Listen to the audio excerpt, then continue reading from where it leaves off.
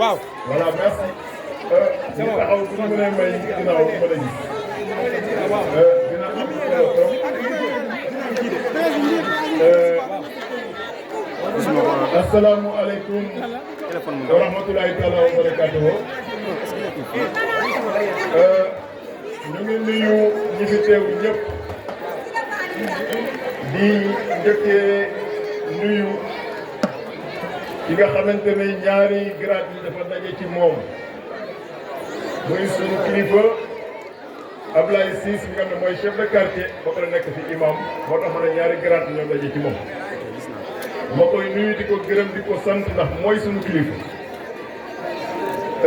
gannaaw ko ma ko gërëmee di ko sant may gërëm ñi fi jël kaddu ñëpp ku ci nekk di ci jiital ndey maam mi nga xamante ne seen ndey maam la te defe naa ne liggéey bi mu def fii du liggéeyu benn bés liggéey na ko ci néeg par néeg kër par kër ci diir bu yàgg kon ndey maam ñu ngi lay gërëm di la sant may gërëm Oumy Sène mi fi jël kaddu di gërëm Marietou Faye mi fi jël kaddu di gërëm Ami Collé Thiandoum mi fi jël kaddu di beral nuyoo ki may tuddee borom jaasi muy Al Ndiakh mi nga xamante ne sànq dama koy seet ci mbooloo mi gisuma ko fekk mu ngi fa la taxaw alors koor gi jiin njaaga moom mooy njàkk koy Al Ndiakh maa lay gërëm di la sant fi nga ñu féete demaa na ñu bëri xamuñu ko mais liggéey bi ngay def ci parti bi di ko def village par village boo dégg nit ku mer nga dem seeti ko liggéey boobu yàlla la ko yàlla fay gannaaw Al Ndiakh may gërëm Souleymane Ciss bu tooglu bi fi def témoignage sànq dafa na xol la waxee c'est un professionnel du maritime entre professionnel la mu wax dama ko ciy gërëm di ko sant ndax li nga jàng moom nga mën a tari yàlla dafa dogal ba ma jàngee université ba noppi yàlla dogal ma am tuuti jaar-jaar ci secteur finance secteur consultance après ma dugg ci benn multinationale boo xamante ne liggéey naa fa carrière bu yaatu ci wàllu maritime kon li nga jàng moom nga mën a tari moo tax président de la République bi ma dénkee COSEC ma ne dinaa jéem a yóbbu COSEC foo xamante ne COSEC eggu fa woon ma góorgóorlu ci ànd ci équipe bu COSEC yëpp ba loolu mu wax ci Ndamara su Casamance yàlla def ci sutura Sénégal doon exporté moins de 100 tonnes 100 laa wax moins de 100 tonnes le Sénégal daan exporté en 2017 2018 ñu jógee ci 100 dem ci 32 000 tonnes bu jógee ci 100 dem ci 32 000 ñàkk jaar na fa coono jaar na fa xam-xam jaar na fa xalaat jaar na fa kon dama loolu ma def dama ko defal suma réew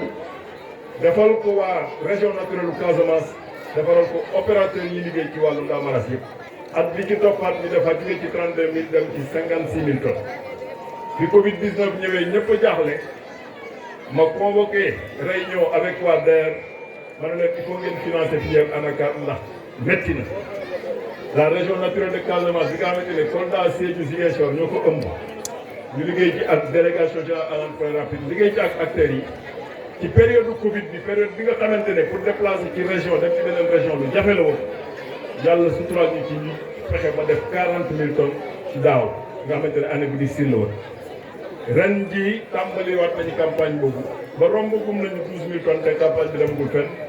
te incha allahu xam naa ne dinañu romb 60 000 tonnes wala ñu jege 80 000 tonnes loolu kon mu seede dama ko ciy gërëm di ko sant ndax loolu mu seede lu rëy la ci man parce que jàpp naa ne loolu ma defal Sénégal ñi ci war a gën a bëgg mooy fa ma cosaanoo ndax pour ñu seedee dama jàpp ne ambassadeur commune Diass la ba tax na raaya bu ma mënti am à l'international comme au niveau national li ma ci xam naa ne waa Koursaf ñoo ci gën a bëgg ba ma nekkee Kinshasa ñu élire ma ndax élection la boobu ñu élire ma vice-président de l'union des conseils de chargeurs africains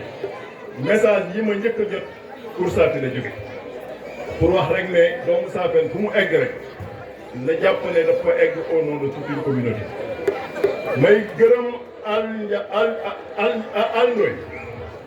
Aliou Ndoye Faye moom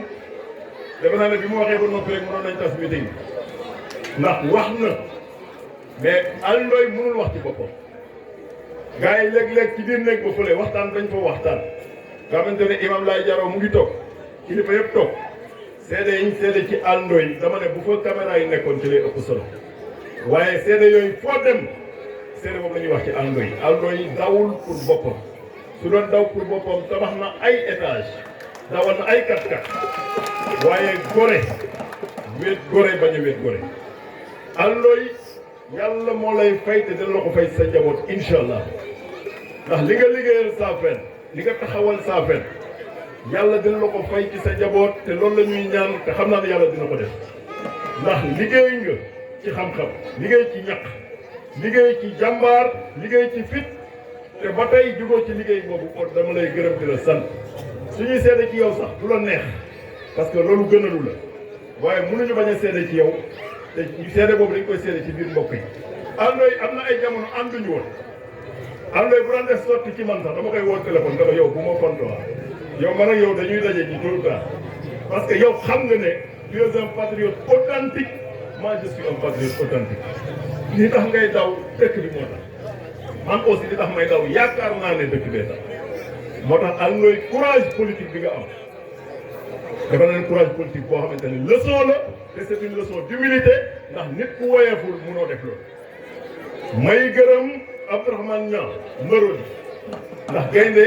saafi la kon alpulaar mën nañu wax Marodi Abdourahmane Niang mi ngeen di gis moo njëkk a dugal président Macky Sall ci tundu jas fële ca bañ bu ko neexoon mu jiital loolu mais mosu ko jiital muy gaynde goo xamante ne au niveau national moom moo topp ci góor a xuma bu ko neexoon muy dox di wax loolu bu ko neexoon mu mbubboo loolu mais Abdourahmane Niang dafa doon nit koo xamante ne nit ku lucide la même jamono yi ñu àndul sax dañ daan woote téléphone léeg-léeg mu jaar sama bureau travail maa ngi dans le secteur privé ñu waxtaan léeg-léeg ñu añandoo muy nit koo xamante ne nit ku baax la kon dama koy gërëm di ko sant te la mu def Bandia gars yi Bandia keroog yéegal nañ niveau mais nag Abdourahmane ñii meeting nga bu ñu dee ñii AG la ñu def yow meeting nga def kon nag man jàpp na ne AG bii saf na meeting saf na sàpp meeting waaye nag Bandia à suivre Abdourahmane nee na élection yi di ñëw Bandia mooy raw village yëpp loolu nag village bu bañ loolu réew nga teel a commencé góorgóorlu ndax Abdourahmane dama def faux départ xaarul départ na bu yàgg balaa ñu sifflé kon moo koy gërëm di ko sant may gërëm Pape Malick Pouy mii taxaw li ma seedee ci Aliou Ndoye mën naa ne Aliou Ndoye ak Pape Malick c'est deux faces d'une même monnaie jikko yi nekk ci Aliou Ndoye moo nekk ci Pape Malick Pape Malick mii c'est un responsable départemental de Bës du Ñakk du ko ngandloo du ko tiitaroo Pape Malick mii tey sëñ Mansour Sy Djamil lu mu yëkkati da ciy njëkk a diisoo moom du ko ndamoo du ko rëy man xam naa Pape Malick rôle bi muy joué au niveau national mais Pape Malick bu toogee ak man danaan ma yaay sama kilifa mais moom mooy kilifa ndax dafa baax rek moom moo gore moom moo njëkk a ñëw ne ma Mamadou élection yi ñu jëm sama analyse yëpp li mu ma jox mooy ñu ànd ak yow bu dee changement lañu def kon Pape maa ngi lay gërëm di la sant di wax ne exemple nga pour la jeunesse de Koursaf exemple nga pour ñun ñëpp ndax entrepreneur nga yor say entreprise di liggéeyal ay doom di liggéeyaloo ay doomu aadama jël ci sa jot di ko jox askan bi loolu générosité la maa ngi ci gërëm di la ci sant imam Babacar mi jël kàddu sànq mooy sama kilifa ndax Mamadou Ndione baayam fu mu cosaanoo Sakirak te moom tey ji mooy imam ca Sakirak fële Babacar Ciss